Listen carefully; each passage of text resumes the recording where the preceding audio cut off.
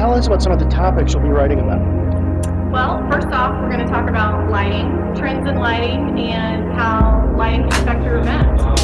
We're also going to cover trends in cake design, stationery, floral, and decor. Some of the hot topics in wedding trends right now. So what were the themes that you see this year really emerging?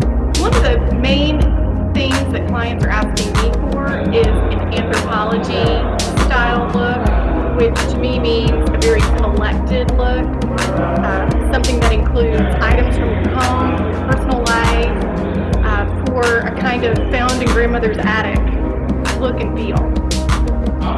What are the cool colors?